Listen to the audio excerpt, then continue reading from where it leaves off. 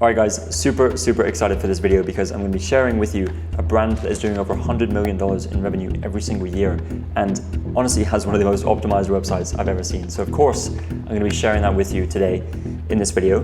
And I'm also going to be going through the different elements of the funnel, right? We're going to be looking at ad creatives, we're going to be looking at some other things. I'm going to be sharing the consumer psychology, the structures, the strategies behind why these things work, and of course, how you can implement them into your own brand as well. So before we dive in, if you're new here, my name is Jordan Hayes. I run a marketing agency called Hayes. We work with e-commerce brands. Our whole model is we work with a handful of brands.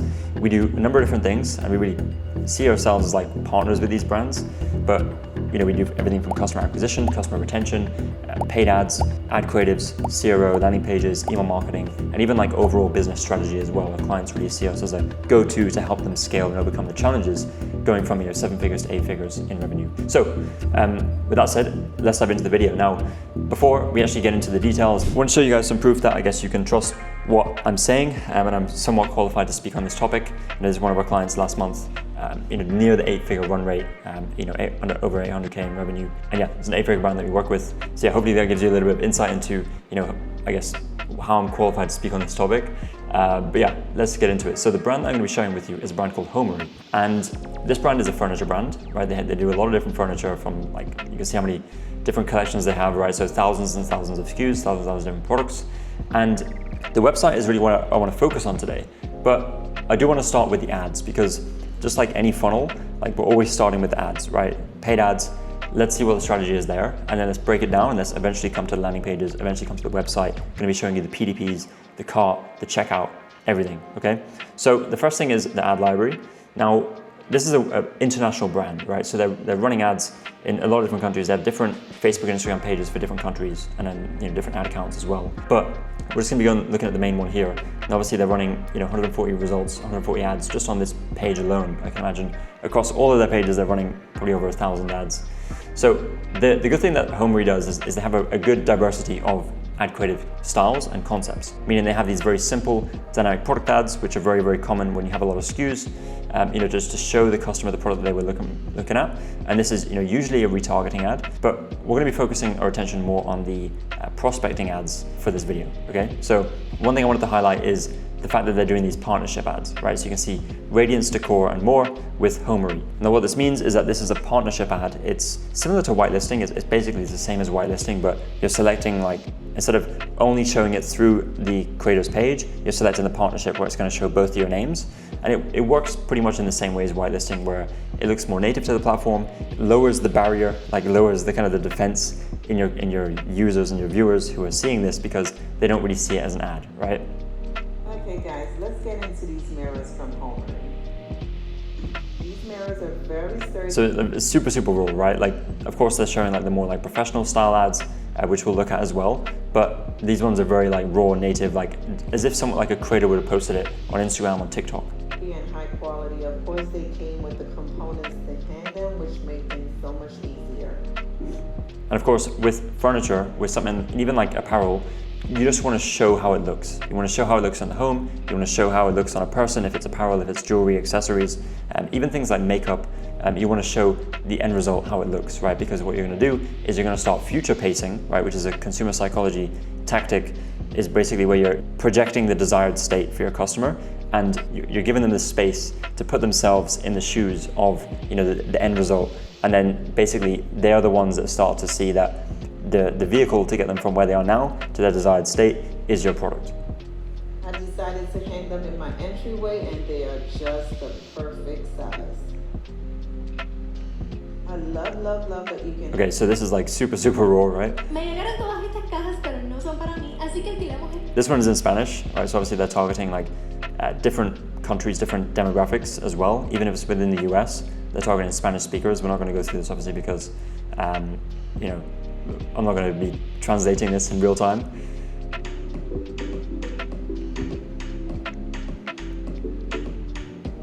A very common unboxing, right? Anything like decor, furniture, home goods, unboxing always works, right?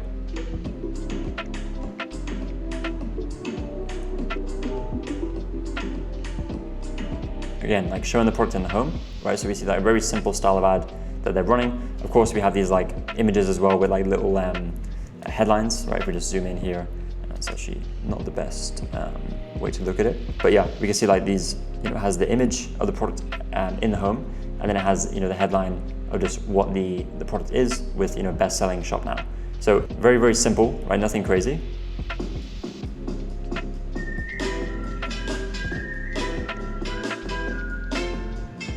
Another unboxing, right? Just like a different style.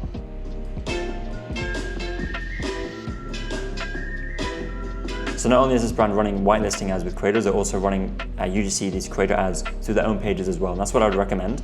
So first of all, we like to run the creator content UGC through our own pages first to test it and prove that, I guess, it works, right? Because if we just start doing whitelisting randomly, then we could waste a lot of money very quickly with content that was maybe never going to work in the first place. So at least if we run it through our own pages first, we don't pay for the whitelisting access with our creators, then what we're doing is we are like saving a little bit of money, saving a little bit of time. Once we prove that the ad works, then we're going to the creator and saying, hey, can we do whitelisting? Here's how it works, etc., structure an agreement with them, and then run the whitelisting ads, because then we have more confidence that the ad is going to perform in whitelisting as well. So that's just like a little bit on whitelisting. If you want this document about whitelisting, just goes through like what whitelisting is, how to set up the agreements with creators, how to actually set up the whitelisting on the back end in Meta and like in the Business Manager, and how to actually test these ads and find winners through whitelisting. Let me know down below. I'll send you this document for free. Let me know in the comments, and happily do that. All right, so come back to the ad library. We'll watch a few more ads, and then we'll go into the landing pages and the conversion optimization elements. Here's your sign is a great hook. Hook is first 3 seconds of the ad, right? And this is where you really grab your customer's attention. And here's your sign is a universal hook that you could apply to pretty much any product out there. We came across this dog side table from Mary. Okay, and obviously this is like a very specific ad to people with pets, with dogs, right? It has the tray to hold items, but also a spot to put And then just showing the products, but they're also like explaining the features and the benefits. napkins for any of those spills. To assemble the tray, we used some whipped cream, Winston's favorite dog-friendly fruits, and some pup cups. Winston, of course, chose both fruits. We highly suggest throwing a cappuccino station. Now, I'm not sure about giving your dog whipped cream, but it is what it is. So yeah, this is just another style of ad that works really well.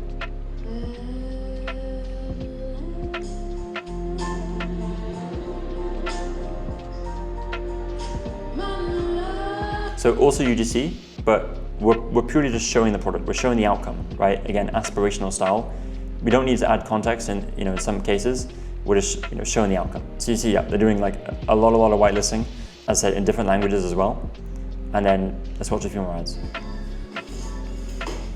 So this one, like, if we zoom in here, like POV, your dream dining table arrives, and again, unboxing, right? So you can see like a common theme across all these ads, that they're following certain structures. They found a style that works for them, and they're able to create volume. The important thing when you're creating volume of ads is you have a style, a structure, a format, a framework that is repeatable, because it makes it much faster and easier to find winners. Looking to maximize your small dining area? Check out the perfect solution. I wanted to... Okay, so the hook is, we're calling out people who are looking, maybe they're interested in maximizing their dining room area. They're kind of in the phase of like planning out the home, maybe looking for like a refresh in the home. Then it's a great way to hook that audience in. Modern table that didn't take up too much space for a beach. So coming into like the problem, right, and what the customer wants, they wanted the outcome without effort and sacrifice, right? So they want the modern table that didn't take up too much space for a beach house. And was affordable, yet good quality, and of course, vibes. This compact dining table is ideal for cozy dinners seating for just 2 or 4, but we'll leave more room at easily. So features, right? Introduce the product and then explain the features and benefits. Extends to accommodate up to 6 guests. Plus, it comes in different colors to match your style. Look how it transforms from intimate dining to a spacious table for entertaining. No more worrying about space. This table has you covered for every occasion. And then just look at this ad, right? It's just B-roll and a voiceover. You could reuse this content multiple times and use AI, use 11 Labs to create other voiceovers and create different angles and just change the text. You can create different hooks. You can see how just by getting some content, you can reuse that content over and over again without having to always pay for new content, but just with the use of AI, just being a little bit creative, doing something with the editing, you can produce a lot more creatives than you would have if you wanted to get new content for every single ad that you're trying to run. So let's have a look at the landing pages. Now, this brand is driving traffic to a few different areas. Some are going like directly to product page, some are going to these more like curated collections pages. And we see this works really well like in apparel and furniture. If you have a lot of different styles of products, different colors, different variants, then sending to a collections page is great. However, the collections page must be optimized, and that is what we're going to talk about right now, because this brand is sending this traffic to like new arrivals page, right? And I always recommend you have something like this, a banner that doesn't take up too much vertical space, but it tells the customer where they are. So the customer knows where, like, these new arrivals, the pre-order with special offer, okay, cool.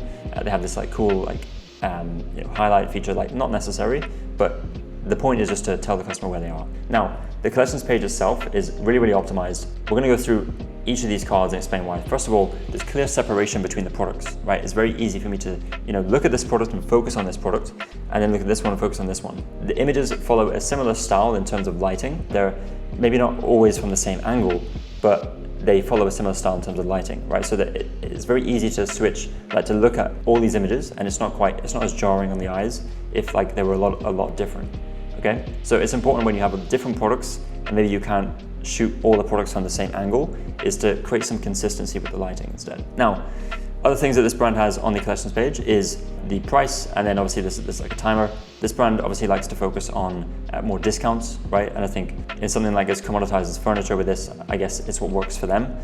So they have these like countdown timers to create urgency, right? Which means that there is a time constraint as to how and when the customer can receive this deal, right? Amazon does this as well.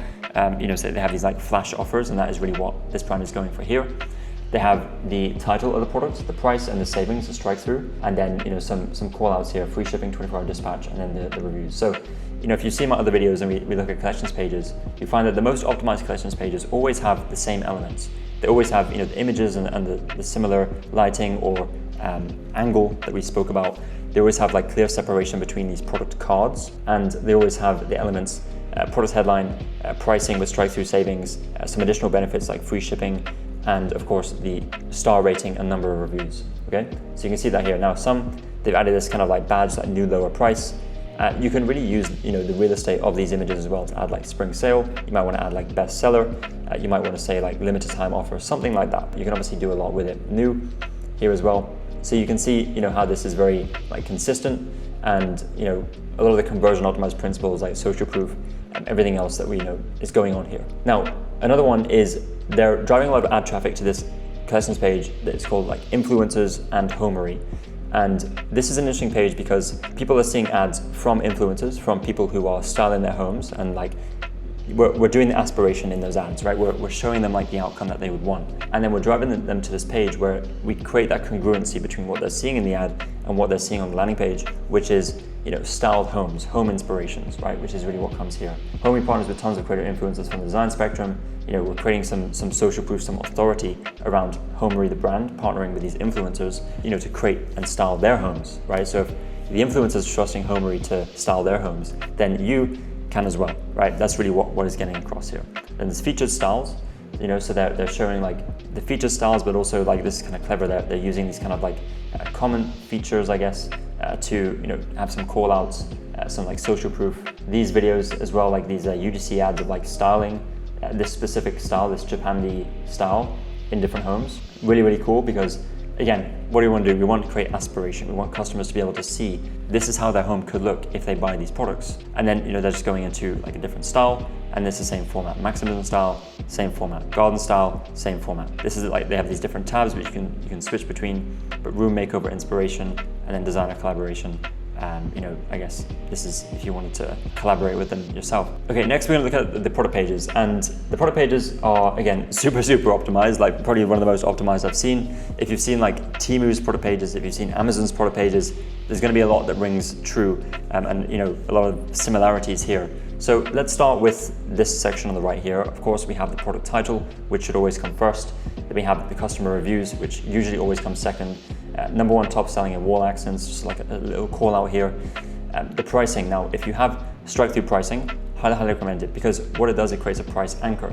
So it says that we're always getting some sort of deal, some discount, not to create like a discount brand and not to be like known as a sales brand, but it's always a good idea if you can to create like some perceived value, meaning like the value is worth this, but you're getting it for this, because customers ultimately they want good value for their money, right? They want to be making sure that this is the best option. And especially when you're selling products that are commoditized, right? Like customers could get something similar on Amazon, on Temu, through different furniture shops. You want to be able to say like, this is the savings, that you're getting a good price here, because what a customer is going to be doing is they're going to be shopping around. They're going to be price comparing.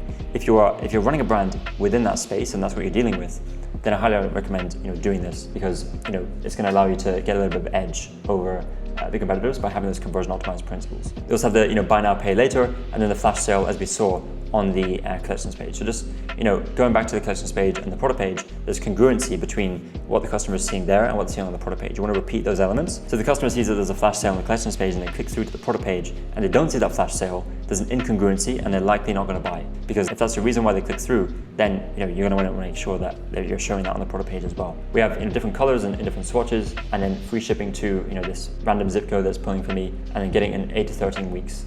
Which is, I guess, a long lead time, but they're showing the delivery date. Okay, so I guess they're overcoming some objections here, where you can request a free design appointment, you can go to the showroom, there's a 30-day price match, overcoming common customer objections, which is an interesting way to do it. If you do this, if you offer one-to-one Zoom appointments, if you have showrooms that you can bring people to, then this could be a great way to insert this into the product page. And then the description in these accordions, I always like to display information in these very organized accordions, because the customer can expand and contract as they like and doesn't create a ton of clutter on the product page. It keeps things very organized. So when you're selling products like furniture, things that are in the home, even apparel, right? You want to have product dimensions, sizing, all these things are really, really important. If you're selling electronics, of course, specifications as well. You might want to talk about the voltage, all that stuff is really, really important. The product image carousel, they have this overlay video, which is kind of interesting. But they have different shots of the product in the home, which I think, again, you just want to convey how it looks in different settings, different angles. What I would add here is infographics. Now this sturdy and durable, it's great, but doesn't really do much. You could probably create one infographic where there's multiple arrows coming off the product, and it's highlighting a lot of these features and benefits, rather than let's say splitting them out into 3 different images, right? You could reduce the amount of work that the customer has to do in terms of the amount of scrolling they have to do, and just consolidate these together. You can see up here as we scroll past the add to cart button that we get a sticky add to cart bar, right? And this is something I love to do with our clients as well. Always show the add to cart button visible on the page, because if the customer is down here and they're looking at the reviews and they decide, okay, I want to buy, they can just simply add to cart by clicking this button. They don't have to scroll all the way up to the top. Again, we're creating a seamless experience for the customer. We're making it easy for them to get the information they need to make a purchasing decision. And then once they're ready to make a purchasing decision, we're making it easy for them to hit the checkout. So that is really the structure here. So with that in mind, let's add to cart. Let's have a look at the cart itself. Now, first thing is a cart drawer, a side cart that comes out. The reason why you want to do this is because you don't want to redirect someone to a different cart page, because again, load speed. If that takes some time to load, you're maybe going to get a bounce. So this loads instantly. Second thing is, if you have them on this side cart, it makes it much easier for them to continue shopping, because if you bring them to a cart page, the frame in the mind is that you're already a step closer to checkout and maybe they don't want to go back. So here we're kind of in between. We can continue shopping if you want to, or we can go to checkout if you want to. Everything is here. So obviously we have all the information of the product here, but we have some additional products where you can add these to cart, right? They're upsells, and these are these ones here, right? Easy ones that you can add to cart and upsell. You want to have these. This is prime real estate in the cart, right? You want to have these upsells, and ideally you want to have lower priced items that are very easy to make a decision on. And then if you click on one of these, it's obviously bringing you to the product page to see this in a little bit more detail. Okay, so when it comes to actually optimizing your website and improving the conversion rate, how do you actually do that? And I have this document that I put together, which basically just goes over a checklist for pretty much every page: homepage, navigation checklist, collections page checklist. We have some examples of carts as well, side cart checklist, how to increase AOV, how to increase LTV, CRO A/B testing structure, really how do you actually come up with ideas. And I have a different video that I already recorded on all of this. I'll link that down below if you want to watch that and go deeper into this. Also, if you want this document, just let me know, just comment down below and I will send this document to you for free. But it really just shows you how to actually do A/B testing mockups, right? Using Figma to design mockups, implementing those into Shopify, setting up the A/B test with a tool like IntelliGems on Shopify, and then actually analyze and test performance, what metrics you should be looking at, what data you need to make the right decision. So in the video that I share, going through all this stuff that I'll link down below, you can see this in a lot more detail with examples. Okay, so this is really the A/B testing structure. You want to have some sort of scientific approach to A/B testing, and you want to A/B test everything, because if you make a change and the conversion rate increases or decreases, you want to be able to track that. And you want to be able to make incremental changes towards higher conversion rate. And I like to do a mix of like those incremental changes, but also what I call big swing changes, which are really like bigger redesigns of the page.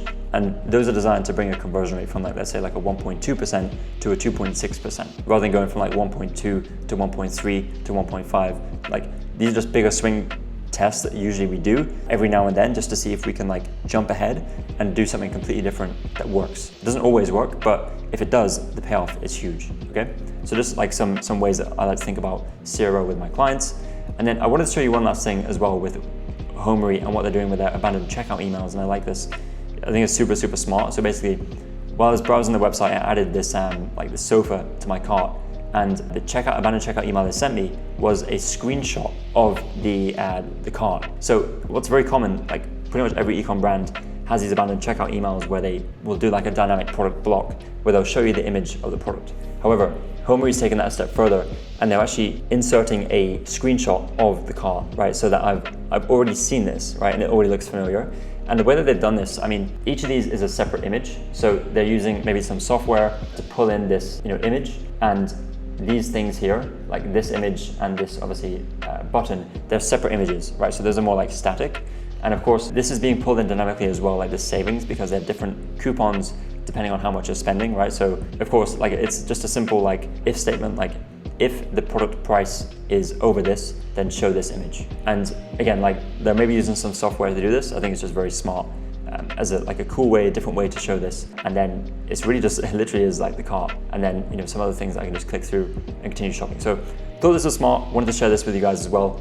But yeah, hopefully, you gathered a lot of like insights here into like creative stuff, conversion optimization stuff, A/B testing.